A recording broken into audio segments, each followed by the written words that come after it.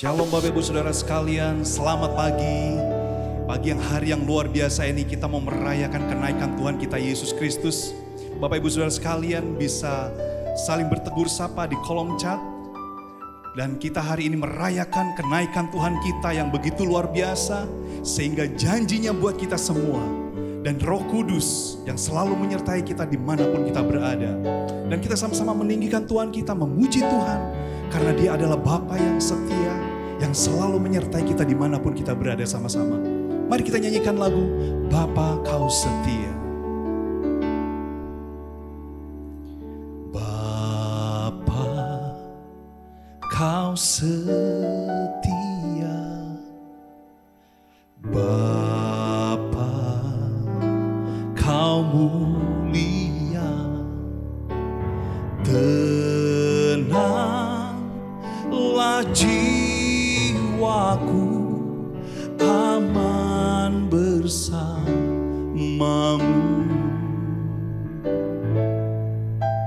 Lebih dari harta, Kaulah segalanya. Tenanglah jiwaku dalam hadirat-Mu.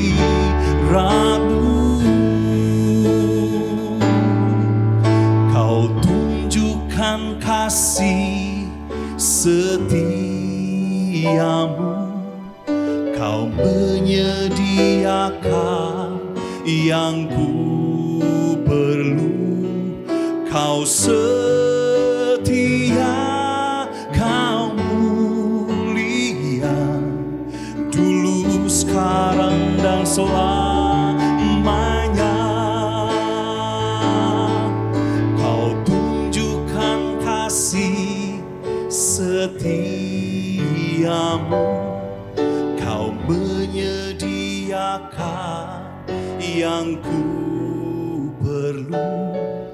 Kau setia, Kau mulia, Bapa Kau setia. Mari nyanyikan sama-sama dimanapun kita berada, karena Dia Bapa kita yang setia. Terima kasih Tuhan.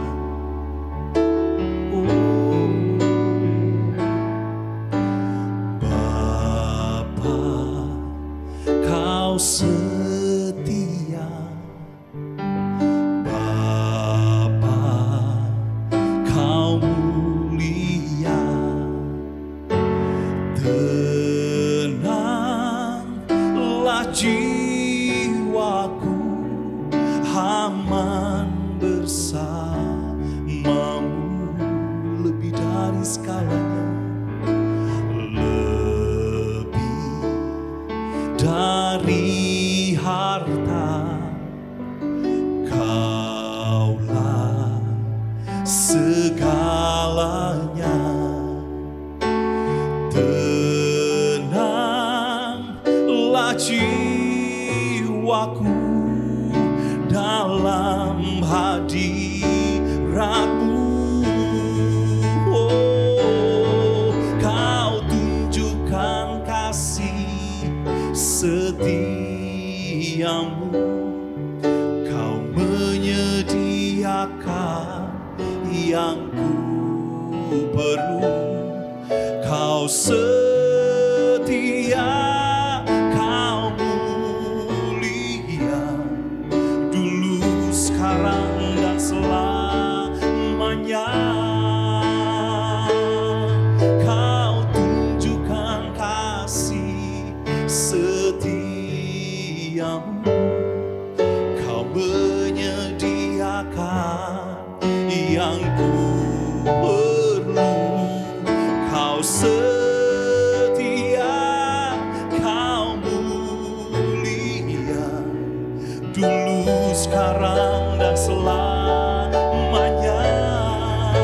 Kau tunjukkan kasih setiamu, Kau menyediakan yang ku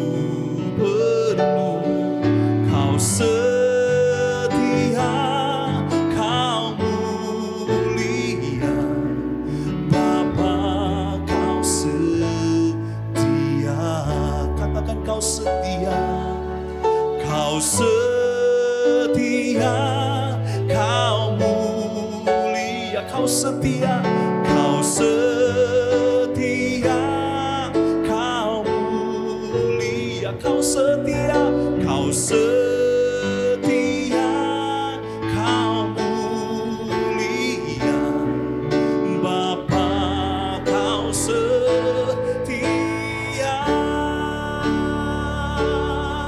Nyanyikan Dia sanggup, Dia sanggup,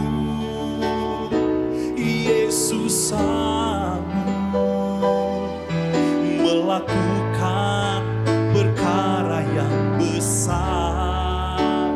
Dia sanggup, Yesus sanggup memulihkan yang terluka, menyembuhkan yang menderita. Dia sanggup memulihkan hidupku. Nyanyikan sama-sama, Yesus Tuhan.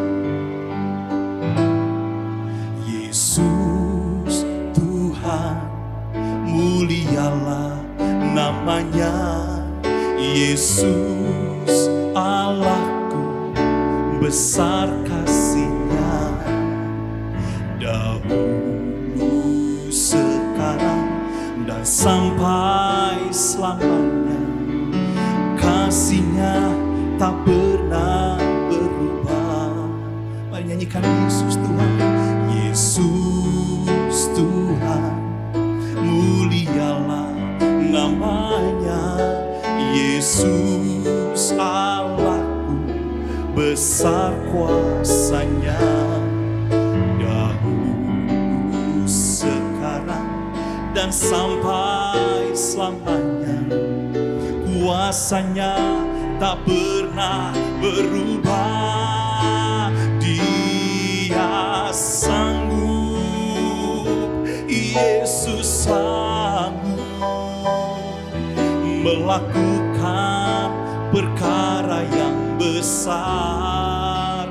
Dia sanggup, Yesus sanggup memulihkan yang terluka, menyembuhkan yang menderita. Dia sanggup memulihkan hidupku.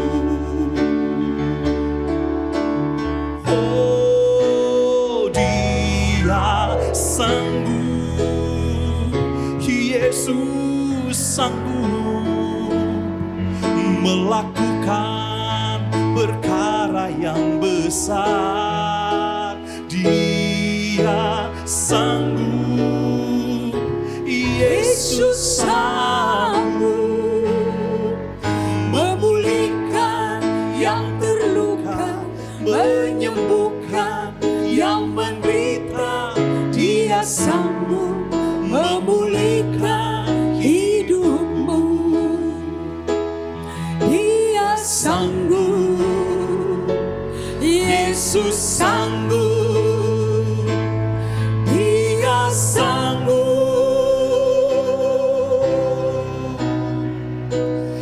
Yesus sanggup. Haleluya. Bapa, kami berterima kasih. Kau sampai detik ini sanggup. Kau lebih dari mampu. Kau lebih dari sanggup. Kau mau, Tuhan, memulihkan deritaku. Kau mau menyembuhkan luka kami. Kau mau menyembuhkan sakit penyakit kami. Kau mau memulihkan hubungan yang rusak. Kau mau menyembuhkan hati yang luka. Kami datang kepadamu Bapa pagi hari ini. Karena kami percaya apapun yang terjadi, Yesus sanggup. Kami berjanji untuk memberikan segala hormat, pujian, dan kemuliaan hanya bagimu. Kau satu-satunya sumber yang sanggup. Kami bangga dipanggil, dipilih menjadi umat-Mu. Dan kami akan kembalikan segala kredit, segala kemuliaan, pujian hanya bagimu. Dalam nama-Mu Yesus kami berdoa mengucap syukur. Semua yang sepakat katakan Amin. God bless you. Bisa katakan kepada semua anggota keluarga Anda di rumah, dimanapun Anda berada saat ini, mungkin sedang dalam perjalanan, mungkin di rumah, mungkin sedang sarapan pagi bersama teman-teman komsel kalian atau carsel kalian, wherever you are. Katakan pada teman-temanmu, Yesus sanggup. Tidak ada yang bisa menahan dia untuk tidak menyelamatkan kita. Tidak ada yang bisa melarang dia karena dia adalah kasih. Ada amin? Well, happy Ascension Day. Selamat hari merayakan kenaikan Isa Al-Masih. Ini hari yang spesial buat kita semuanya. Dan saya mau Anda seperti biasa siapkan Alkitab Anda dan catatan Anda. Lihat apa yang sebetulnya Yesus rancangkan dengan dia kembali ke surga. Mari kita sama-sama buka Alkitab kita di kitab Yohanes 14. Let's open the Bible.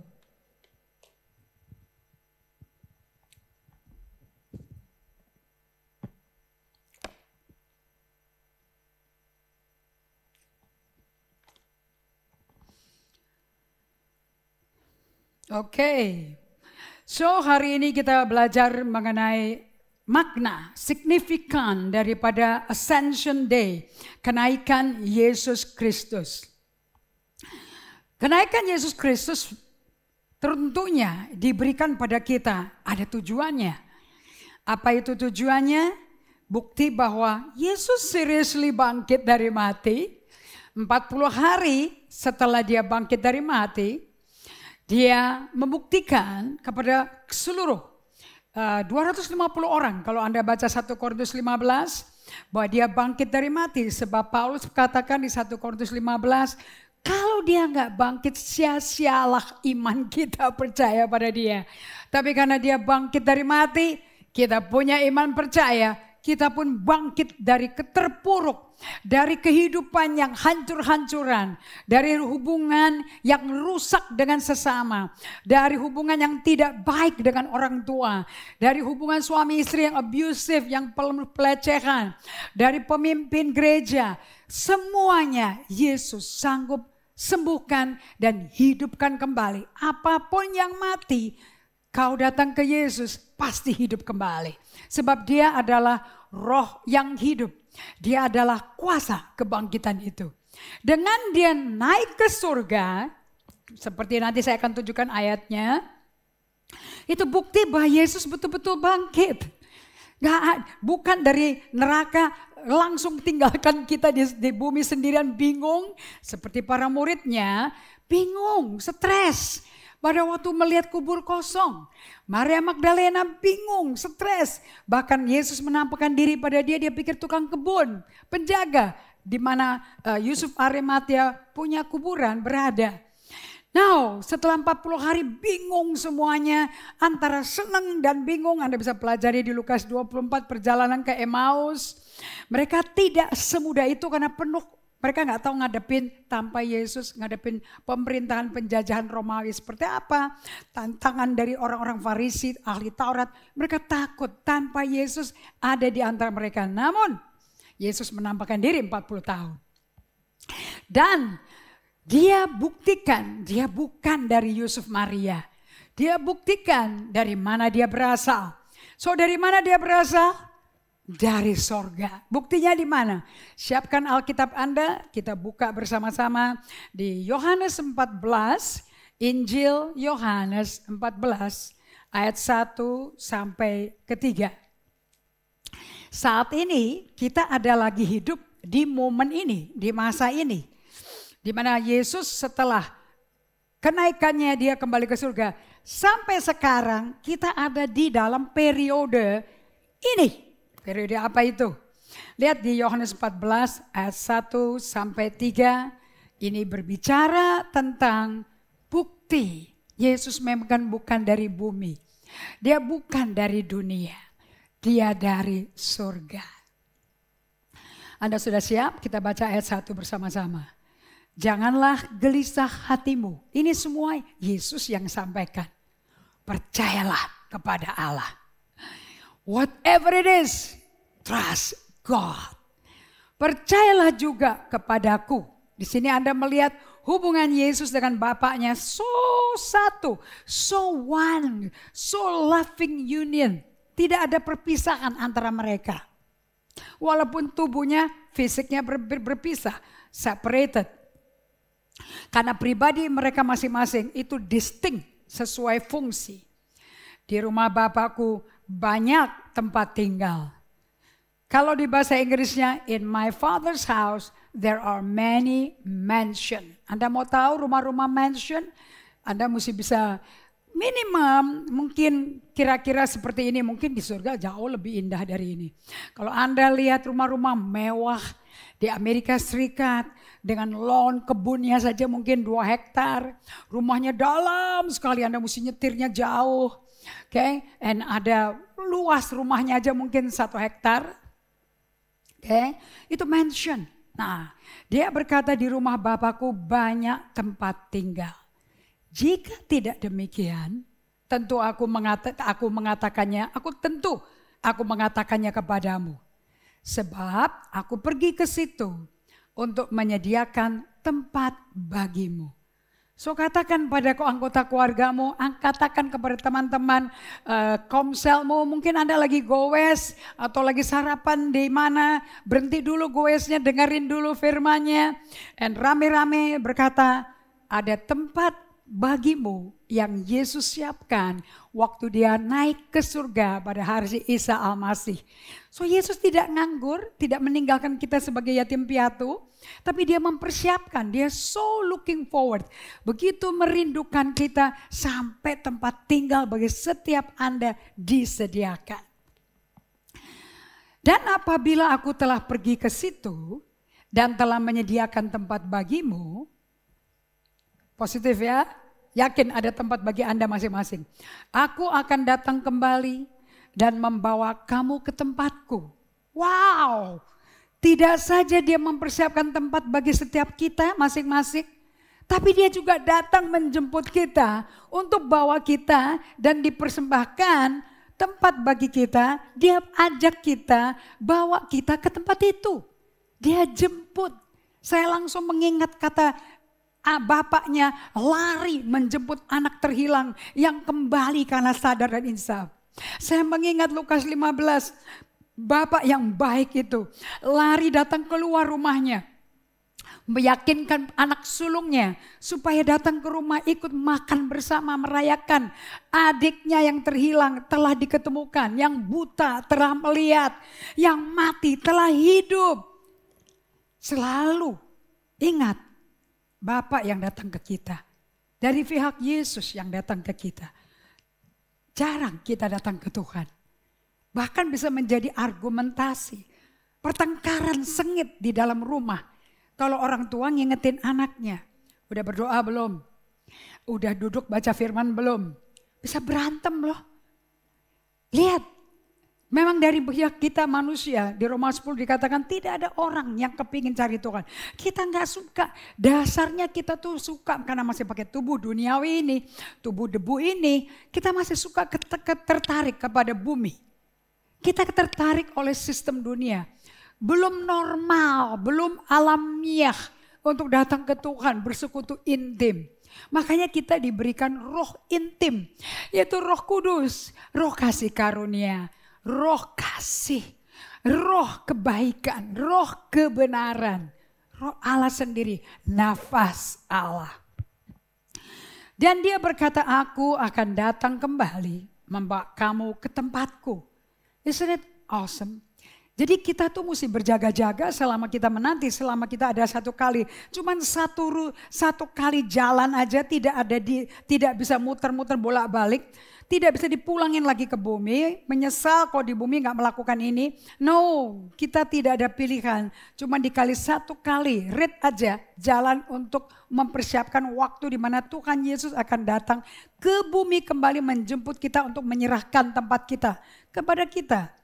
Supaya di tempat di mana aku berada, kamu pun berada. Bukankah Anda melihat Yesus sangat-sangat rindu bersekutu dengan kita.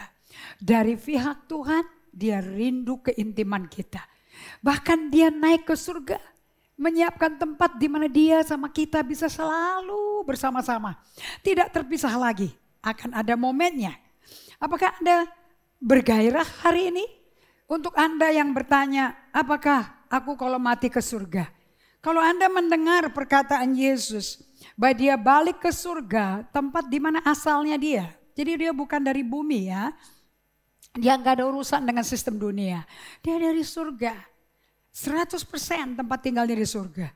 Anda melihat di sini dia persiapkan tempat bagi kita.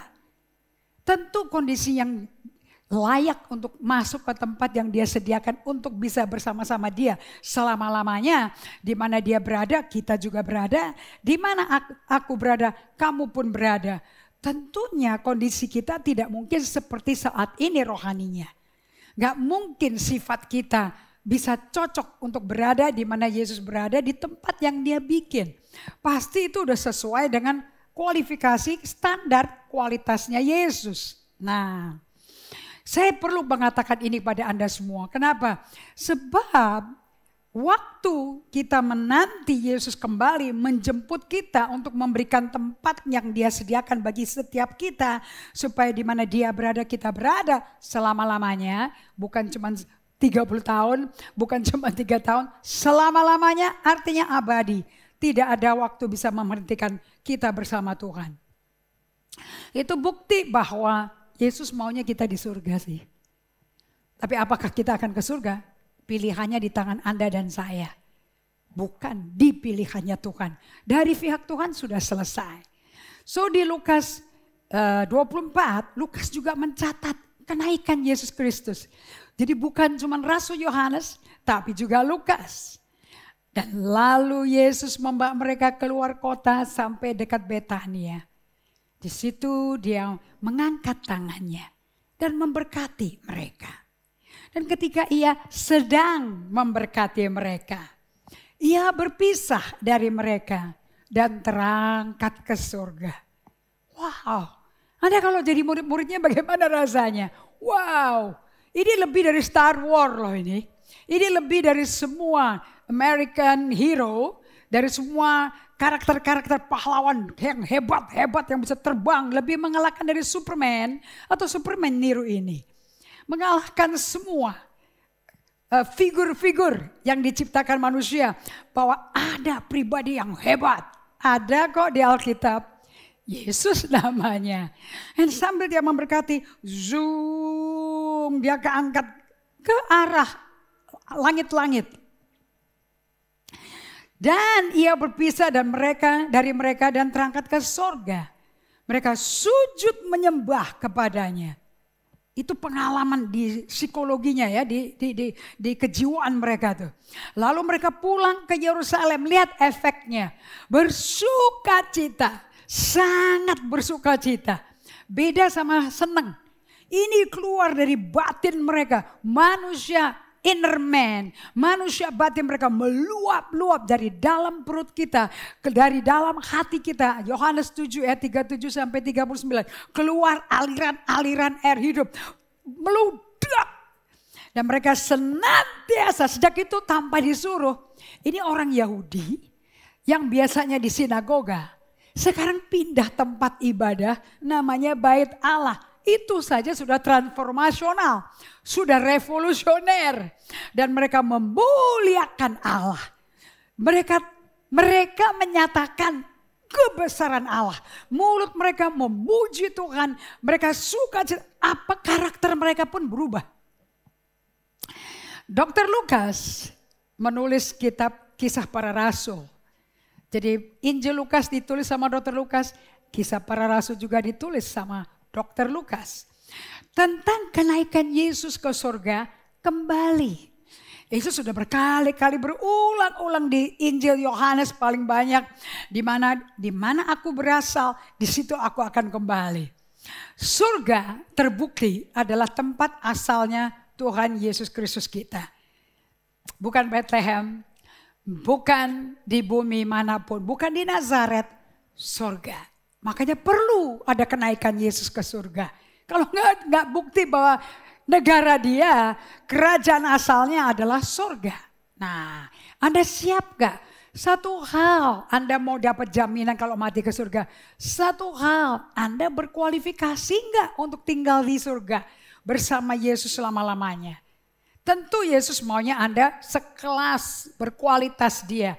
Gak mungkin kondisi seperti ini yang masih banyak tersakit hati, tersinggung, kepahitan, ketakutan, terintimidasi, trauma. Cocok tinggal di surga. Karena di surga hanya ada kasih. Dan 1 Yohanes 4 katakan, perfect love casts out fear. Kasih yang sempurna melenyapkan ketakutan. Sebelum Anda bisa dijemput Tuhan dan berkualifikasi untuk dibawa ke tempat yang dia siapin, Anda mesti bebas dari ketakutan. You must be filled by the love of God, karena Anda mesti serupa gambar dia. Makanya kita bersyukur, dia tidak buru-buru menjemput kita. Kita bersyukur kita masih di bumi. Bukan hanya tugas untuk menjadi penyampai kabar Injil, kabar baik.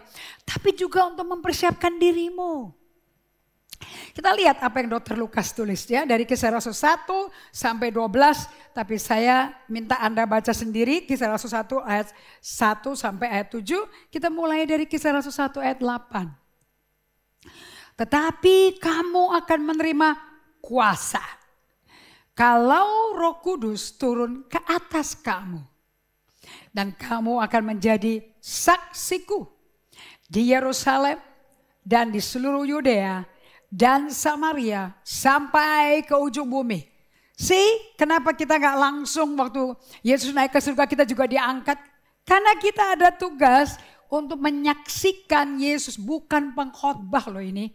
Menjadi saksi Kristus, karakter kita, pribadi kita. Mencerminkan Yesus, makanya menjadi saksiku. Seperti Rasul Yohanes, seperti Rasul Petrus, dua-duanya tulis di suratnya mereka masing-masing. Mereka berkata, apa yang kutulis, ini bukan isapan jempol, ini bukan dongeng.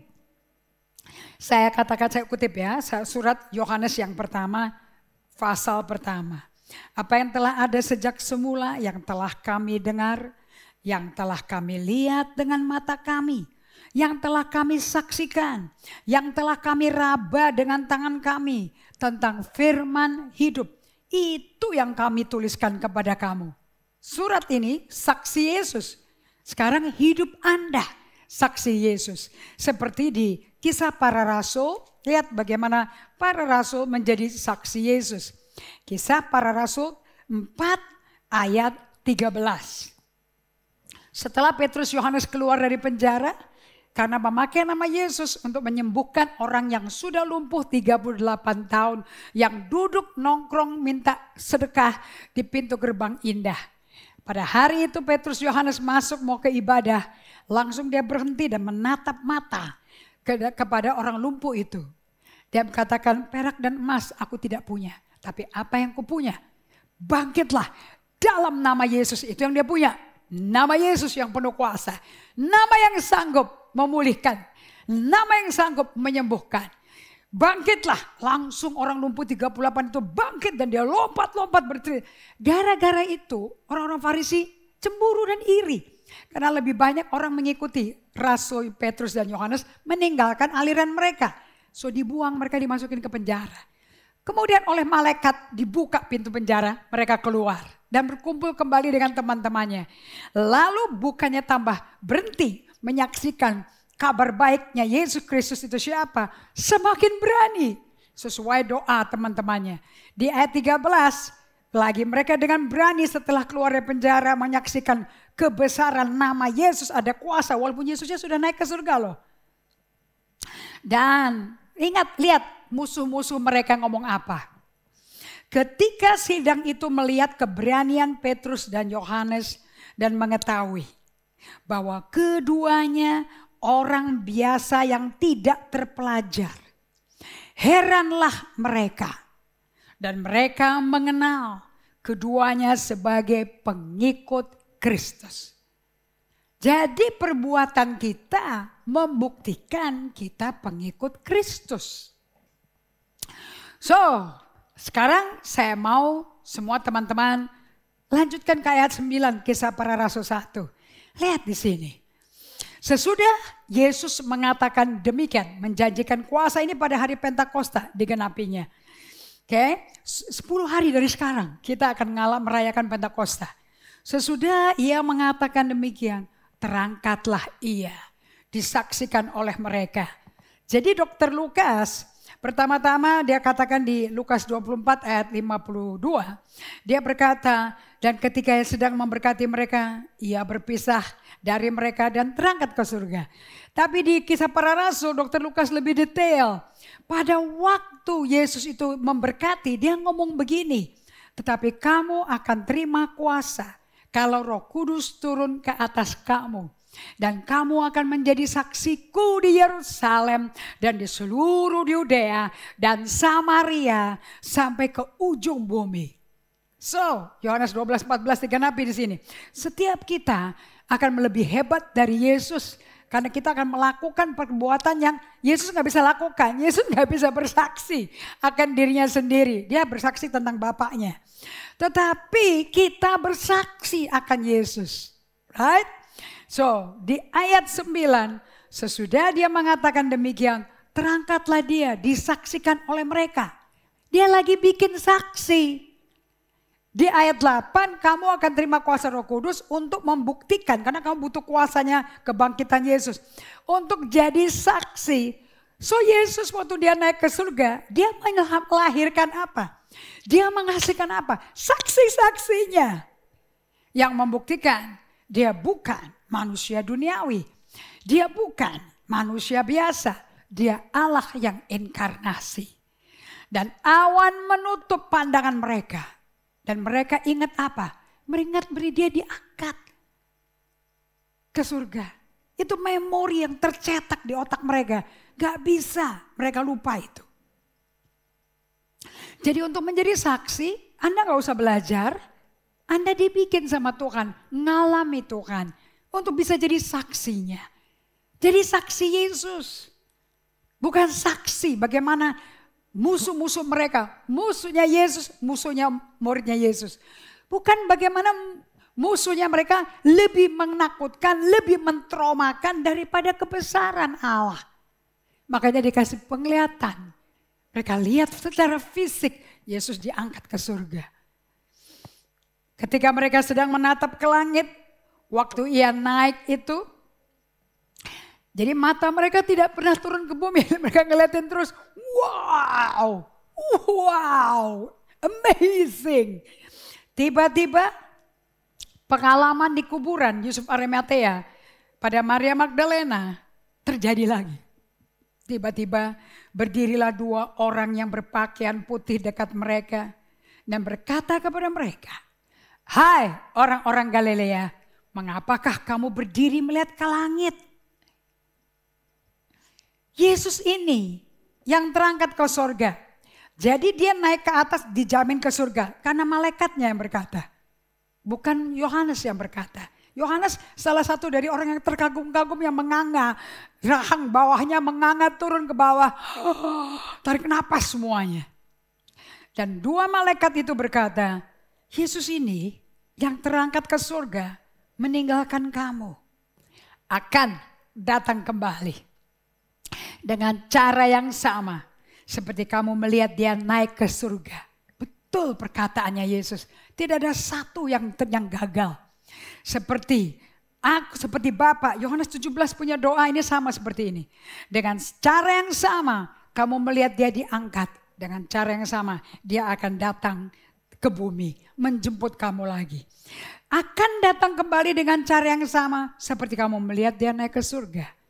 So kita harus hidup selama menanti Yesus datang kembali untuk menjemput kita. Bagaimana kita dibentuk untuk menjadi manusia rohani. Manusia yang surgawi, yang berkarakter, berkepribadian, pembawaan dirinya, perilakunya.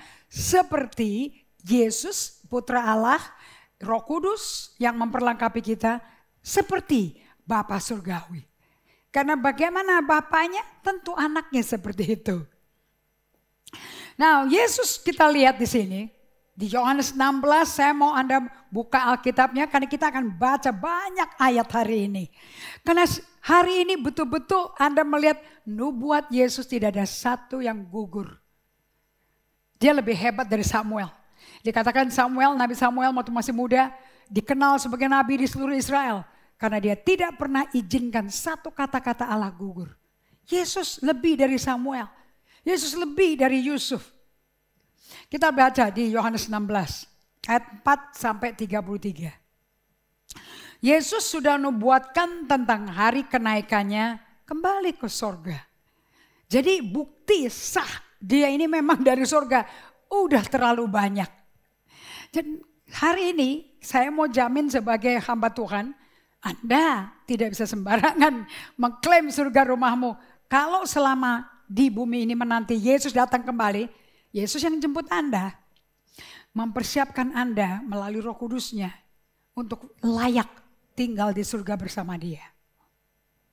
Mari kita buka Alkitab kita di Yohanes 16 ayat 4 dan 5. Tetapi semuanya ini kukatakan kepadamu, supaya apabila datang saatnya, nanti ada saatnya, kamu ingat. Apapun yang pakai kata ingat, saya belajar berarti pernah ada janji diutarakan, diberikan pada kita. Dia tidak perlu pakai kata ingat kalau tidak pernah bikin janji.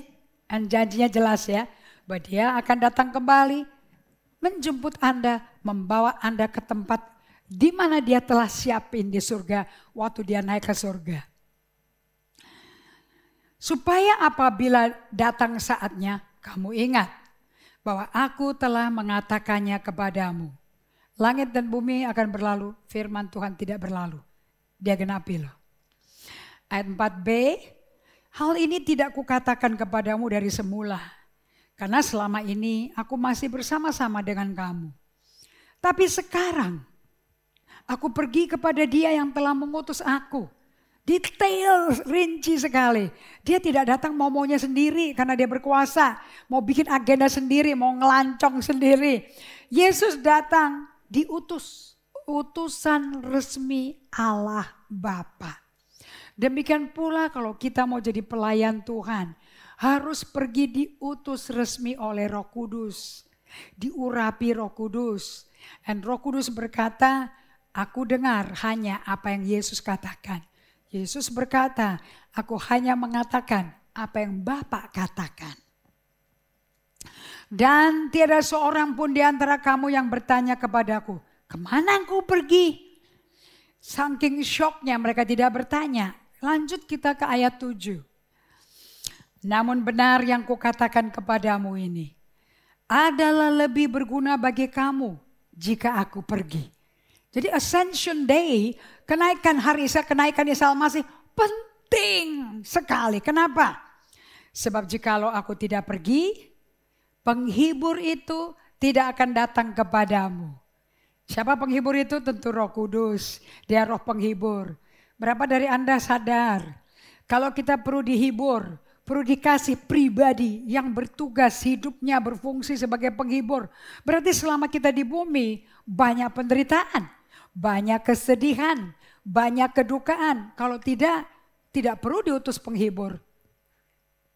Betul apa tidak? Coba renungkan baik-baik.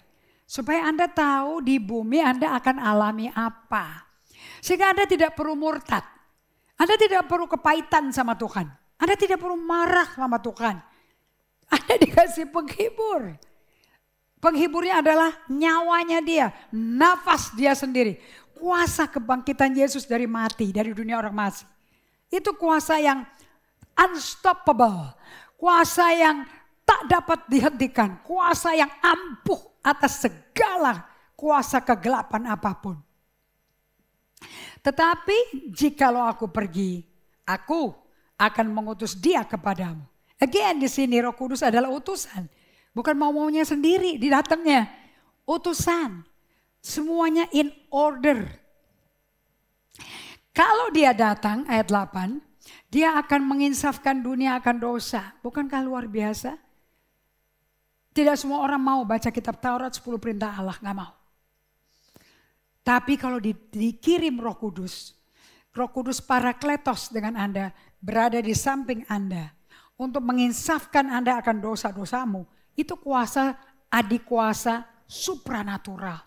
Itu tidak ada dari kemampuan manusia. Alias yang saya alami pribadi. Saya nggak bisa sadar saya itu berdosa kalau tidak disadarin Roh Kudus. Untuk insaf dari dosa aja butuh Roh Kudus. Kalau tidak ada Roh Kudus, Anda ditegur, Anda bela diri. Kalau ada Roh Kudus, Anda insaf. Itu bedanya di situ. Ia akan menginsafkan dunia akan dosa, akan kebenaran, akan penghakiman. Ada penginsafan akan dosa, kebenaran, dan penghakiman. Ayat 9. Akan dosa karena mereka tetap tidak percaya kepadaku. Nah, orang-orang yang keras sekali gak mau percaya, butuh Roh Kudus. Untuk Roh Kudus datang kepada mereka menginsafkan, butuh Anda dan saya menjadi instrumen doa. Menjadi saluran untuk Roh Kudus bisa bekerja mengunjungi orang-orang yang kita doakan. Ayat 10, akan kebenaran. Kita gak ngerti, kita dibenarkan Allah sampai Roh Kudus menyatakan pada kita. Apa sih kebenarannya? Karena aku pergi kepada Bapa dan kamu tidak melihat aku lagi. Karena aku pergi ke Bapa. Ascension Day, bukti Yesus diutus Allah Bapa. Bukti Yesus tidak datang ke bumi mau-maunya sendiri. Bukti Yesus dan Bapa satu. Bukti Yesus Tuhan, bukan manusia. Perlu hari kenaikan Isa Al-Masih dimengerti. Ayat 11, Roh Kudus si penghibur akan menginsafkan kita akan penghakiman. Kenapa sih? Apa itu penghakiman? Karena penguasa dunia itu telah dihukum. So, ada penguasa surgawi dan penguasa hidup Anda dan saya. Tapi di bumi tempat kita sementara tinggal, ada penguasa dunianya.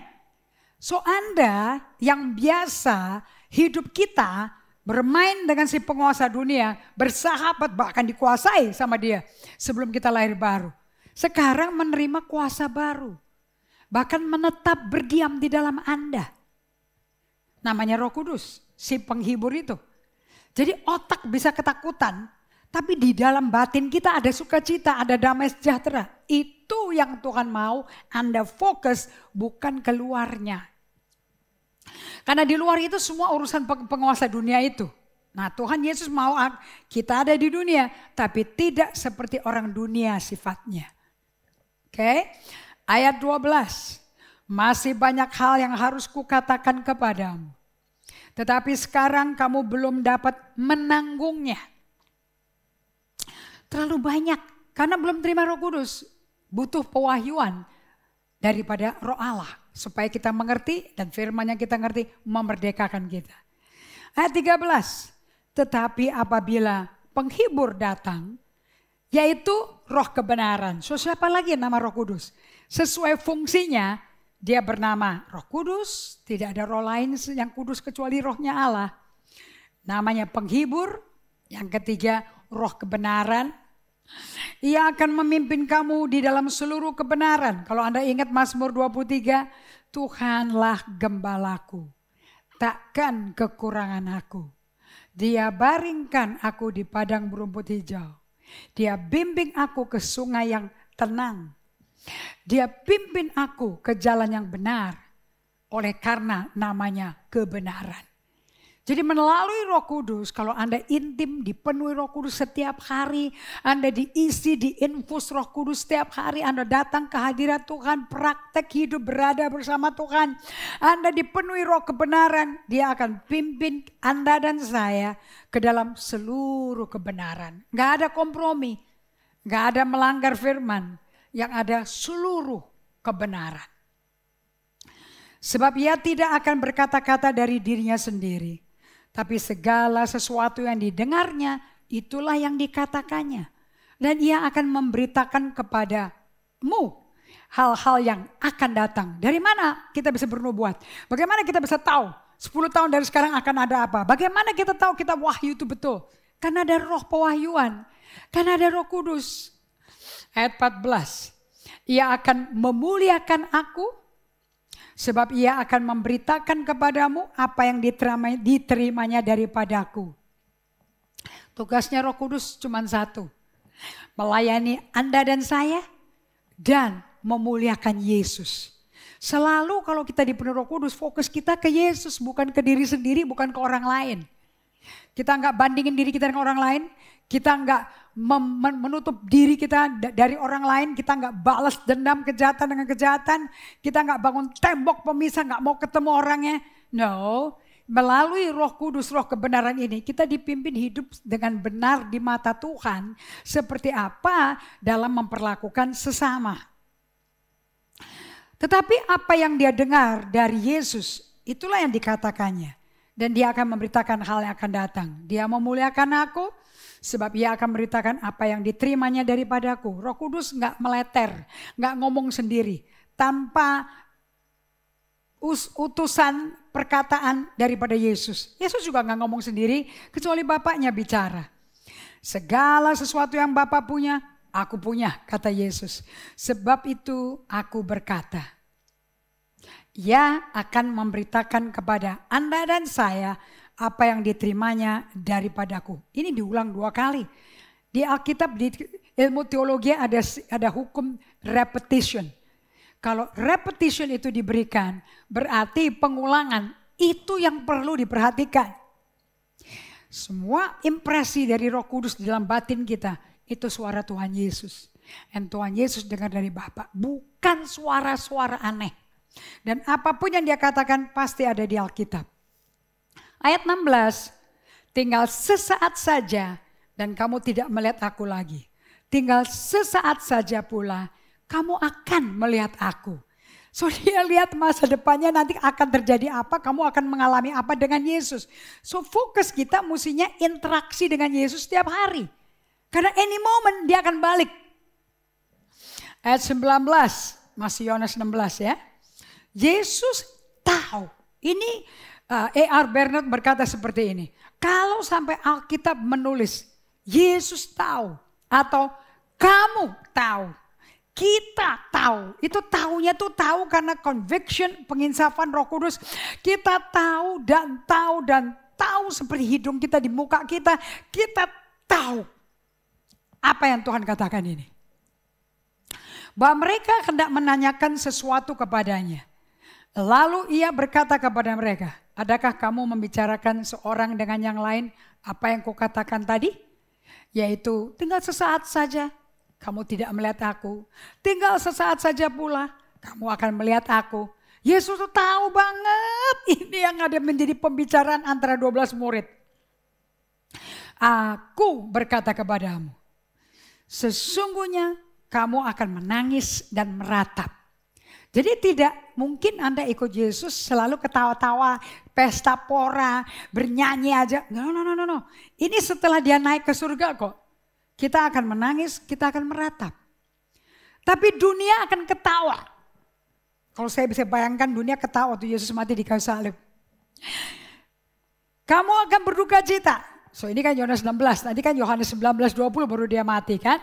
Jadi dia ngomong mengenai kematian, kemudian murid-muridnya berduka cita, pada kehilangan, bingung, takut sama pemerintah Romawi, takut dihukum sama orang Farisi.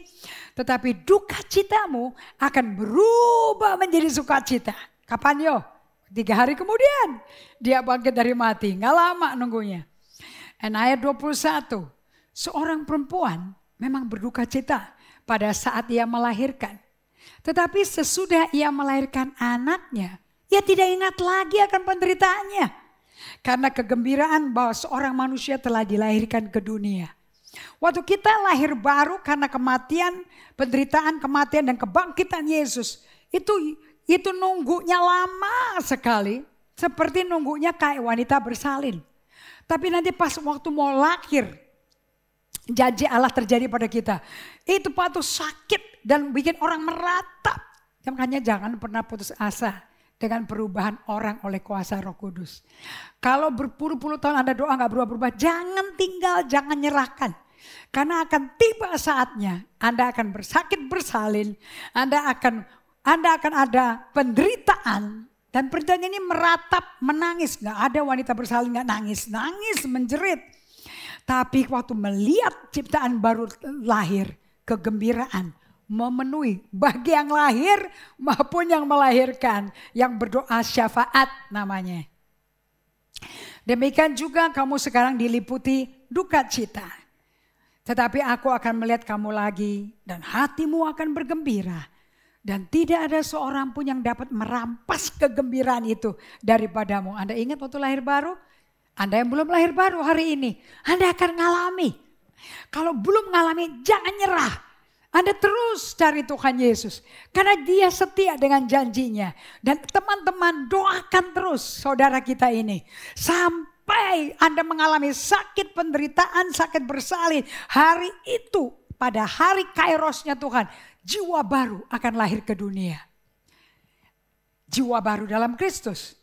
Ayat 26 kita lompat. Yohanes 16.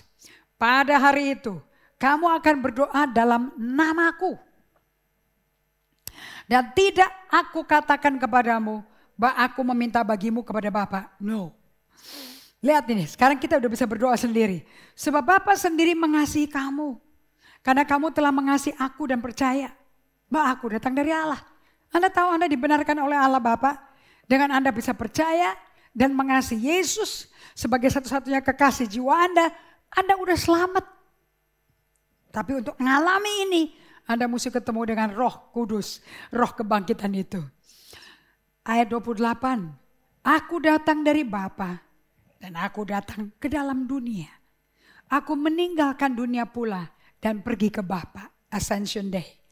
Kata murid-muridnya, lihat, sekarang engkau berterus terang berkata-katanya. Dan engkau tidak memakai kiasan.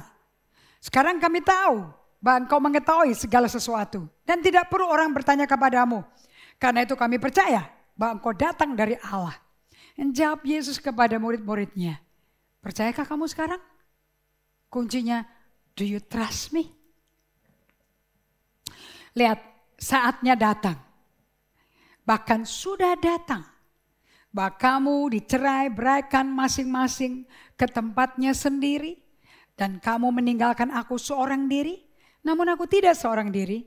Sebab Bapa menyertai aku. Ini konfirmasi tentang dia. Dikhianati Yudas. Dijual 30 keping perak nyawanya. Dianiaya, diadili di rumah Imam Kayafas. Kemudian dilempar ke Pontius Pilatus, dilempar ke Herodes, balik lagi ke Pontius Pilatus, kemudian dilepaskannya Barabas pembunuh dan Yesus yang mesti disalibkan. Tapi dia mengalami penghukuman, penganiayaan yang manusia gak bisa tahan. Dia lewati itu semua. Anda nonton film The Passion of Christ bisa melihat itu. Nah semuanya ini kukatakan kepadamu supaya kamu beroleh damai sejahtera di dalam aku. Jadi murid-muridnya itu ngalami melihat penglihatan yang horor, pembunuhan yang ngeri luar biasa. Waktu dicambuk dia 39 kali oleh 5 cambuk. Dan dalam dunia kamu menderita penganiayaan. So, sebagai pengikut Kristus semenjak Yesus kembali ke surga, sementara kita menunggu di bumi, kita akan mengalami penganiayaan. Kita akan menangis meratap seperti wanita bersalin. Kenapa? Nanti saya akan bagikan. Tetapi ayat 33, kuatkanlah hatimu. Yang disuruh kuat apanya? Bukan otot bisep trisep. Hatimu, the inner man. Ini yang menjelaskan kepada saya kenapa dari buku Emotionally Healthy Spirituality ini penting sekali buat saya. Kalau Anda tergerak untuk belajar, you can buy the book. You can go through the book. Tapi saya nggak bisa paksa Anda untuk mau melewati ini. Karena belum tentu semua orang mau sehat emosinya. Belum tentu. Karena ini butuh perubahan yang masif. Atomik tapi masif konsisten. Makanya mungkin sebelum baca buku ini Anda bagus membaca buku dari James Clear, The Atomic Habit. Apa sih datang ke Tuhan setiap hari? Apa sih melakukan berdiam di kaki Tuhan? Berdiam seperti Maria, tidak seperti Marta. untuk mendengar Tuhan, latihan memberi perhatian, latihan mendengar suaranya. Ternyata itu tidak bisa dengar langsung. Nggak bisa. Kalau sampai kita dengar audible seperti saya alami 3 tahun berturut-turut sebelum saya lahir baru. Itu anugerah. Tapi tidak setiap hari saya bisa mendengar audible seperti itu. Namun kalau Anda mau bisa melatih peka dengan hadirat Tuhan, kehadirannya, kemudian kata-katanya. Mungkin bagus Anda baca buku Atomic Habits. Karena seluruh Alkitab ini isinya mengenai doing the right thing every day. Barang siapa mau datang padaku harus sangkal diri, pikul salib setiap hari. Setiap hari. Baru engkau bisa datang ke Yesus. No, kata setiap hari bicara mengenai kebiasaan baru yang Anda mesti ciptakan dan lakukan setiap hari. Kalau mau ujungnya berubah menjadi seperti Yesus, layak datang ke Yesus. Waktu Yesus datang ke bumi menjemput kita, butuh kesetiap harian. Itu namanya habit. Nah, saya mengundang Anda untuk belajar pelan-pelan. Oke, jangan buru-buru. Tapi mengerti. Sebab kalau Anda pelan-pelan mengerti dan mau belajar dan kepingin taunya akan keluar. Nanti Anda sendiri yang kepingin berubah. Baru Anda bisa menikmati buku Emotionally Healthy Spirituality. So di ayat 33, semuanya ini kau katakan kepadamu supaya kamu beroleh damai sejahtera dalam aku. Dalam dunia, dalam aku artinya dalam hadiratnya. Hiduplah tiap hari dalam hadiratnya. Dalam dunia, di luar hadiratku, kamu menderita penganiayaan. Gak ada orang senang kamu ikut Yesus. Tapi apa yang untuk bisa tahan hidup di dunia ini kalian mesti ngapain? Kuatkan hatimu. Kenapa? Aku udah kalahkan si penguasa dunia ini. Kamu gak usah perang lagi sama dia. Aku udah kalahkan. Aku udah lucuti kuasanya dia. Dan dia menjadi tontonan umum. Kolose 2:15 katakan itu. Nah, di bumi ini Lukas 12 menjelaskan. Berapa lama nih kita di bumi? Ada yang 70 tahun, ada yang 80 tahun. Saya minta 120 tahun. Kita ini sedang dilatih untuk menanti kembalinya Tuhan. Lukas 12 ayat 35 sampai 40. Yesus berkata, hendaklah pinggangmu tetap terikat dan pelitamu tetap menyala. Dan hendaklah kamu sama seperti orang-orang yang menanti-nantikan tuannya yang pulang dari perkawinan. Supaya jika dia datang dan mengetuk pintu, segera dibuka pintu baginya. Berbahagialah hamba-hamba yang didapati tuannya berjaga-jaga ketika dia datang. Now, highlight kedua kalimat ini. Berbahagialah hamba-hamba yang didapati tuannya. Yesus mendapati kita sedang berjaga-jaga ketika ia datang. Kata berjaga-jaga bukan lagi liburan ke pantai. Kata berjaga-jaga bukan lagi goes. Kata berjaga-jaga artinya hatinya untuk kuat menghadapi tekanan penguasa dunia dan orang-orang yang duniawi yang menentang iman kalian. Kalau postur Anda berjaga-jaga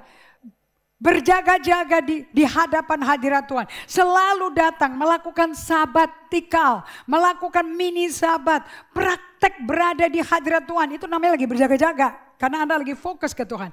Sampai dia datang.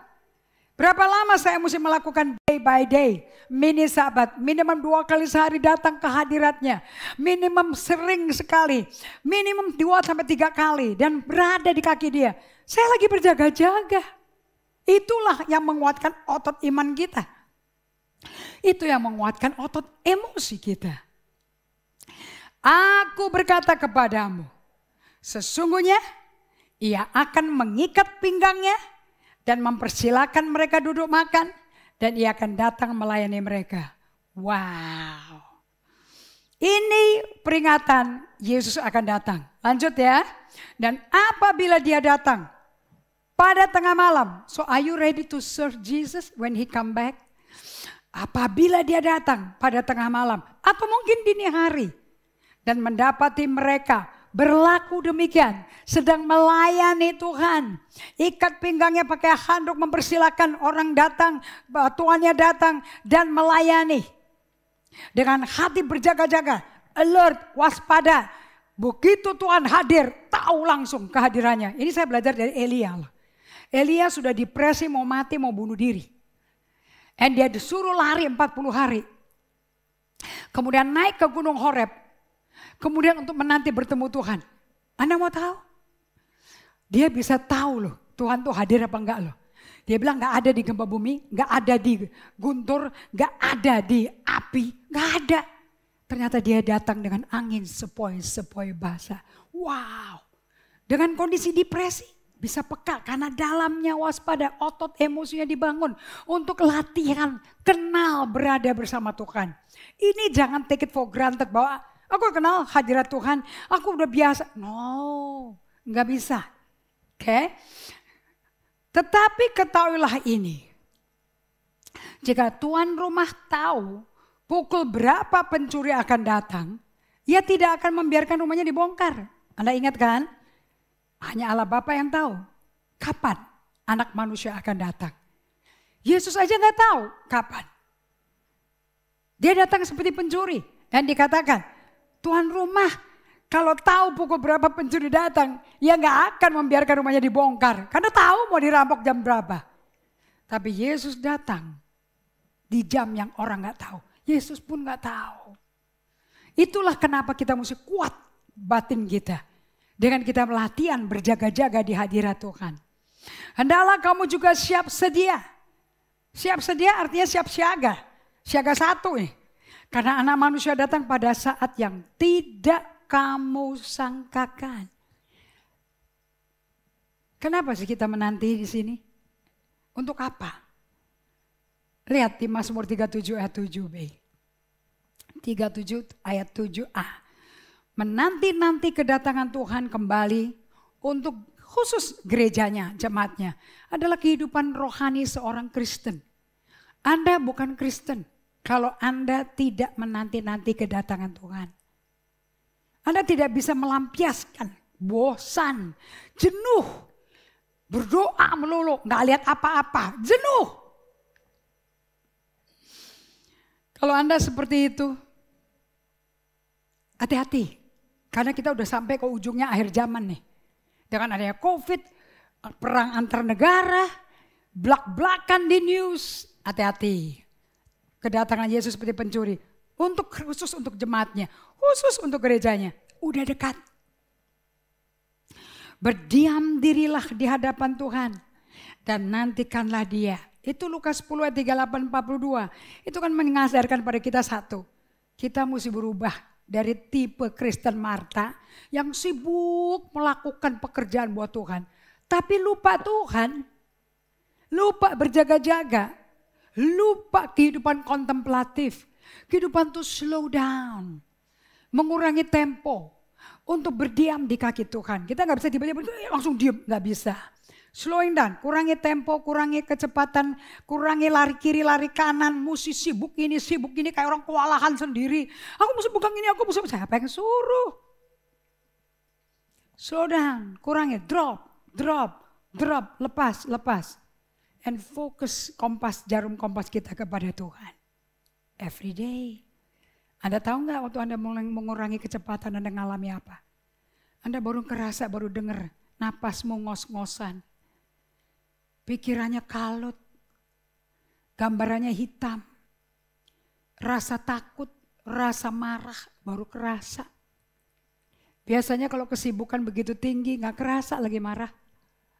Nggak kerasa lagi takut. Nggak kerasa lagi cemas. So satu hal Anda merasakan emosimu. Satu hal Anda undang hadirat Tuhan datang padamu. Karena di luar hadirat Tuhan tidak ada kesembuhan. Dari emosi yang tidak sehat. Slow down. Makanya dikatakan oleh Daud di tengah-tengah amarah. Dia marah sekali. Dia naik banding sama Tuhan. Nggak fair. Orang fasik kok tambah kaya. Tidak berdoa, tidak puasa kok tambah kaya. Dan caranya dia untuk bisa sadar diri. Berdiam dirilah. Di hadapan Tuhan. Nantikan Dia. Kalau tidak, kau marah. Jangan marah. Karena orang yang berhasil dalam hidupnya. Karena orang melakukan tipu daya. Ada orang hebat, orang kaya, tapi tipu daya caranya. Beda dengan orang yang menantikan Tuhan. Anda juga Allah Bapa kita, Allah yang menyediakan. Dia juga mau kita kaya. Orang dia punya langit, bumi, laut dan isinya kok. Masa gak mau dikasih ke anaknya? Kuncinya, Anda bisa dipercaya gak? Kuncinya, Anda bisa slow down gak? Siapa tahu udah disediain kekayaan oleh Tuhan. Tapi lewat karena Anda lagi fokus ke yang lain. Tidak lagi fokus ke penyedia Anda. Jangan cari tangannya, cari pribadi yang memberi. Mazmur 46 ayat 11. Di tengah gempa bumi, peperangan, pemazmur berkata, apa yang kita mesti lakukan sebagai orang rohani? Berdiamlah dan ketahuilah bahwa akulah Allah. Sekalipun badai masih kacau, sekalipun gempa bumi, gunung beranjak, perang antar bangsa, aku tetap Allah kok. Dan aku akan tunjukkan sama kamu, aku seperti apa sebagai Allahmu. Kenalan sama aku, justru di tengah badai. Nanti aku ditinggikan di antara bangsa-bangsa, ditinggikan di bumi. Mazmur 23 ayat 4, mazmur favorit semua orang. Sekalipun aku berjalan dalam lembah kekelaman, aku tidak takut bahaya, sebab engkau besertaku. Takut lenyap saat kesadaran akan kehadiran Allah tajam sama kita. Begitu Daud di usia lanjutnya sadar kalau Tuhan udah hadir, beres dah semuanya. Mau lewat lembah-lembah kekelaman, mau lewat tempat-tempat mayat-mayat, gak apa-apa. Asal Allah beserta kita. Gadanya dan tongkatnya itu menghibur aku. Gak ada mengkoreksi, mendisiplin kita, menegur kita. Tongkat akan menyelamatkan kita, mengarahkan kita. Daud tidak mungkin bisa tahu Allah beserta dia kalau dia gak slow down. Kalau udah di lembah kekelaman, ngapain lari cepet-cepet mau kemana, udah kalap. Lebih baik diam. So saya konklusikan bahwa kehidupan pribadi dengan Tuhan Yesus Kristus setiap hari di tengah menanti-nanti kembalinya Kristus Yesus untuk gerejanya, itu adalah masa pembentukan karakter Kristus di dalam Anda dan saya. Ini yang dikenal sebagai istilah spiritual formation. Pembentukan kerohanian kita. So saya ulangi lagi ya. Kehidupan pribadi dengan Tuhan Yesus Kristus setiap hari di tengah aktivitas Anda sambil menanti-nantikan kembalinya Kristus Yesus untuk gerejanya adalah masa pembentukan karakter Kristus. Kita lihat buktinya. Di Roma 8 ayat 18, 19 dan 22 sampai 29. Mari kita konklusikan dengan Roma 8. Sebab aku yakin bahwa penderitaan zaman sekarang ini tidak dapat dibandingkan dengan kemuliaan yang akan dinyatakan kepada kita. Apa sih kemuliaan yang akan dinyatakan kepada kita? Apa itu? Kita jadi serupa dia. Ingat ya, saksi Kristus. Sebab dengan sangat rindu seluruh makhluk menantikan saat anak-anak Allah dinyatakan. Coba ulangi lagi. Sebab aku yakin bahwa penderitaan zaman sekarang. Jadi sebagai pengikut Kristus kita mengalami penderitaan gak? Untuk menanti Tuhan. Yes. Seperti orang sakit bersalin. Tapi penderitaan zaman sekarang gak bisa dibandingkan dengan kemuliaan yang akan dinyatakan kepada kita. Penderitaan sementara ini hanya sementara. Oke, so matamu jangan lihat yang sementara, lihat kepada Tuhan. Sebab dengan sangat rindu, katakan sama-sama. Sebab dengan sangat rindu seluruh makhluk menantikan saat anak-anak Allah dinyatakan. Seluruh makhluk, langit, bumi, gunung, tanaman, hewan menantikan Anda dan saya menjadi anak Allah. Yang nyatanya itu kayak apa sih anak Allah? Sebab kita tahu bahwa sampai sekarang segala makhluk sama-sama mengeluh. dan sama-sama merasa sakit bersalin. Anda dan saya, kita sakit bersalin. Emang gak enak hidup di tubuh ini. Dan bukan hanya mereka saja, tapi kita yang telah menerima karunia sulung roh. Lihat, Roh Kudus itu adalah karunia sulung dari Allah. Tapi kita yang telah menerima karunia sulung roh, kita juga mengeluh dalam hati kita sambil menantikan. Apa yang kita nantikan? Pengangkatan sebagai anak, di mana kita menjadi serupa anak Allah. Yaitu pembebasan tubuh fana ini, tubuh kita ini. Sebab kita diselamatkan dalam pengharapan. Tetapi pengharapan yang dilihat ya bukan pengharapan lagi. Sebab bagaimana orang masih mengharapkan kalau udah lihat. Tapi jika kita mengharapkan apa yang tidak kita lihat, kita menantikannya dengan tekun. Anda garis bawahi, katakan menantikan dengan tekun. Day by day. Yang dicari sama Tuhan, Yakobus 1 ayat 1, 2, 3 adalah ketekunan, resilient, perseverance. Itu karakter Allah, itu paling susah dapatnya. Tanpa penantian nggak bisa dapat sabar. Demikian juga Roh membantu kita dalam kelemahan kita. Sebab kita tidak tahu bagaimana seharusnya berdoa. Udah sakit, menderita, mesti berdoa, dialog sama Tuhan terus. Doa ataunya dialog sama Tuhan. Tapi Roh sendiri berdoa untuk kita kepada Allah. Bayangin, kita dibantu. Roh Kudus adalah roh pendoa kita.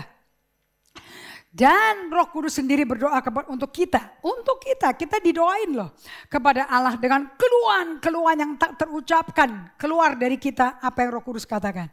Dan Allah yang menyelidiki hati nurani, conscience kita, mengetahui maksud roh itu, yaitu bahaya sesuai dengan kehendak Allah. Berdoa untuk orang-orang kudus. Anda tidak bisa menjadi layak sebagai anak Allah kalau bukan karena pekerjaan Roh Kudus di dalam kita. Sampai kita menjadi orang kudus, the saints of God. Kita tahu sekarang, kita convicted by God, bahwa Allah turut bekerja dalam segala sesuatu untuk mendatangkan kebaikan bagi mereka yang mengasihi Dia. Untuk bisa tetap mengasihi Dia di tengah penderitaan, butuh Roh Kudus. Yaitu bagi mereka yang terpanggil sesuai dengan rencana Allah. You and me, kita memiliki rencana Allah. Ingat Yeremia 29 ayat 11? Aku Allah yang punya rancangan tentang kamu. Rancangan membawa kebaikan, damai sejahtera, bukan kecelakaan. Rancangan yang memberikan masa depan penuh pengharapan. Sebab semua orang yang dipilihnya dari semula, mereka juga ditentukannya dari semula untuk menjadi serupa dengan gambar anaknya. Supaya ia, anaknya itu menjadi yang sulung di antara banyak saudara. Bapak Ibu sekalian, hitung berapa kali ada kata menantikan. Di Roma 8 ayat 18 sampai 29. Berapa kali ditulis kata menantikan. Dan kalian menantikan seperti orang yang menunggu kedatangan tuannya pulang dari pesta kawin. Gak tahu jam berapa. Waspada, kuatkan hatimu. Supaya kalian layak pada harinya Tuhan. Dijemput untuk menerima mansion. Kita berdoa supaya Anda tetap teguh dan kuat. We are in the waiting season. Kita ada di masa penantian. Dia yang menanti-nanti Tuhan akan mendapat kekuatan baru. Kekuatan manusia batin. Melalui Anda akan melihat Tuhan sanggup memulihkan yang menderita. Tuhan sanggup menyembuhkan yang sakit. Tuhan sanggup memperbaiki hubungan yang sudah rusak. Hubungan yang saling membunuh, menyakitkan. Dan Tuhan mencurahkan kasih-Nya untuk menyembuhkan Anda dan saya. Kita tundukkan kepala. Bapa, senada dengan lirik lagu itu, Dia sanggup. Aku melihat kesanggupan-Mu bekerja di dalam diriku. Aku lihat kesanggupan-Mu bekerja di dalam hati jemaat-Mu. Kita masih dalam penderitaan, kita masih dalam perjalanan, sakit bersalin. Tapi kita juga dalam postur yang benar menanti Tuhan. Kami tahu di tengah penderitaan yang bisa menolong kami hanyalah Tuhan. Bukan orang, hanya Tuhan. Oleh sebab itu kami mengangkat wajah kami kepada Tuhan. Karena keselamatan segera datang. Aku berdoa agar setiap umat-Mu diketemukan pada waktu Engkau menampakkan diri di awan-awan, sedang menatap Engkau, sedang berjaga-jaga, sedang mengikatkan pinggangnya, sedang menyalakan pelitanya, menantikan Engkau yang datang seperti pencuri, tidak tahu kapan datangnya. Tapi kami siap, Roh Kudus menyiapkan kami. Aku berdoa, tiada satu dari umat-Mu yang lemah lututnya, yang lesu jiwanya. Karena Yesus sudah mengundang kita, mari datang padaku yang letih lesu beban berat. Dengan rendah hati, Bapak Ibu sekalian, datang kepada Tuhan. Berlutut di kakinya, hanya bilang, Yesus tolong aku, bantu aku, supaya aku mendapat kekuatan baru, supaya batinku kuat, sampai Kau datang. Hanya dengan berdoa itu, Tuhan menjawab engkau. Di dalam nama Yesus Kristus. Amin. Saya mau Anda semuanya mengucap syukur pada Tuhan. Kita siapkan persembahan kita hari ini. Kita berikan yang terbaik pada Tuhan. Allah menyediakan apa yang kau butuhkan. Saya suka sekali di Kisah Rasul 20 di mana Rasul Paulus berkata, karena dia juga seorang pemberi, makanya dia yang menulis 2 pasal mengenai tabur tuai. Hanya Rasul Paulus yang tulis, karena dia hidup sendiri di dalam kapal terkaram, di penjara, tidak pernah kekurangan satupun. Di Kisah Rasul 20 dikatakan bahwa pada waktu dia berpisah dari murid-muridnya, dan dia serahkan murid-muridnya kepada firman Tuhan. Di ayat yang ke-17, ayat 19. Dengan segala rendah hati aku melayani Tuhan. Dalam pelayanan ini aku banyak mencucurkan air mata, banyak mengalami pencobaan dari orang Yahudi dan yang mau membunuh aku. Sungguh pun demikian aku tidak pernah melalaikan apa yang berguna bagi kamu. Semua aku beritakan dan kuajarkan kepada kamu, baik di muka umum maupun dalam perkumpulan-perkumpulan di rumah kamu. Aku senantiasa bersaksi kepada semua orang Yahudi, orang Yunani, supaya mereka bertobat kepada Allah dan percaya kepada Tuhan kita, Yesus Kristus. Tapi sekarang aku siap sebagai tawanan roh pergi ke Yerusalem.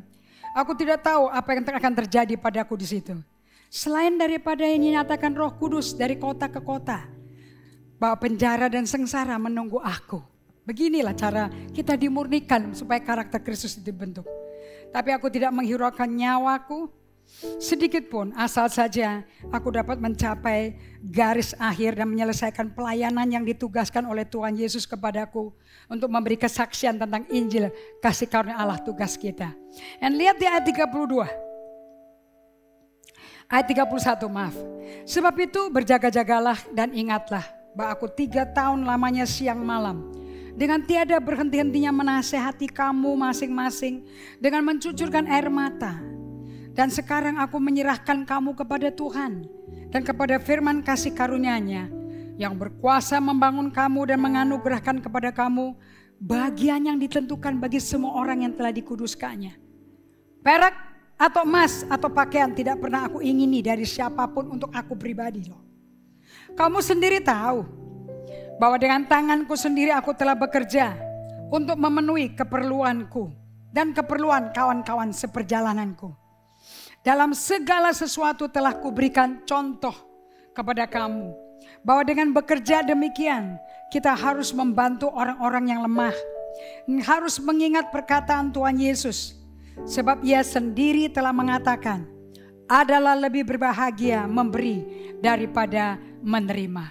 Bapak Ibu sekalian, di tengah aniaya, penderitaan fisik, mental, Paulus tetap bekerja, tetap cari nafkah untuk membiayai dirinya dan anak buahnya, dan menolong orang-orang yang lemah, yang gak mampu. Sebab lebih baik memberi daripada menerima. Karena kalau Anda memberi, Anda menabur, pasti Anda akan menuai. Siapkan persembahan Anda, persepuluhan Anda. Kalau Anda tersedia QRIS di layar, Anda bisa memberikan persepuluhan dan persembahan khusus keduanya milik Tuhan. Dan di bulan Paskah, kenaikan dan Pentakosta adalah musim buah sulung. Anda menabur buah sulung hari ini. Yang pertama yang terbaik itu milik Tuhan dan dari Tuhan. Untuk kemuliaan Tuhan melalui Anda. Oke, kalau sudah siap, mari kita angkat persembahan kita, kita hormati Tuhan. Bapa, Kau sanggup. Kau sanggup membuat orang-orang yang lemah. Kau sanggup untuk orang-orang yang tidak mampu bekerja karena cacat, karena penyakit, karena gangguan mental tidak dapat bekerja. Dan kita bisa menabur bagi mereka. Orang-orang yang sudah di rumah-rumah, senior, orang-orang manula. Tuhan, kamilah pemelihara mereka. Janda-janda yang menderita, yatim piatu. Para hamba Tuhan di pedalaman, di tempat misi. Bapa, kami berikan sedekah khusus ini. Dan juga kami tabur untuk pelayanan gereja kami. Kami tabur untuk kemajuan Injil Kerajaan di tempat ini. Dan kami kembalikan bagimu milikmu, persepuluhan dan buah sulung kedua-duanya milikmu. Dan persembahan kasih untuk Kau lipat gandakan. Sehingga buah kebenaran dan multiplikasi benih ini, benih keuangan akan kami tuai. Umat-Mu akan tuai. Di dalam nama Yesus Kristus kami berdiri dan hidup atas apa kata firman. Kami menghormati hukum tabur dan tuai ini. Dalam nama-Mu Yesus, amin. Haleluya. Saudara-saudara sekalian, selamat berlibur. Selamat menikmati keluarga Anda. Henry, kita bisa menyanyi bersama-sama lagi. Yesus sanggup melakukan semuanya dalam masa penantian. Kita nggak akan murtad, kita nggak akan down, kita nggak akan lesu. Kita akan saling menguatkan, tetap datang ke hadirat Tuhan setiap hari. Apapun yang terjadi, Yesus adalah kompas hidup Anda. Amin. Dia sanggup, Yesus sanggup melakukan perkara yang besar. Dia sanggup, Yesus sanggup memulihkan yang terluka, menyembuhkan yang menderita. Dia sanggup memulihkan hidupmu. Dia sanggup, Yesus sanggup melakukan perkara yang besar. Dia sanggup, Yesus sanggup memulihkan yang terluka, menyembuhkan yang menderita. Dia sanggup memulihkan hidupku. Yesus sanggup, Yesus sanggup. Dia sanggup, Yesus sanggup. Dia sanggup. Terimalah berkat ini. Tuhan memberkati engkau dan melindungi engkau. Tuhan menyinari engkau dengan wajahnya dan memberi engkau kasih karunia. Tuhan menghadapkan wajahnya kepadamu dan memberi engkau damai sejahtera. Happy Ascension Day. God bless you.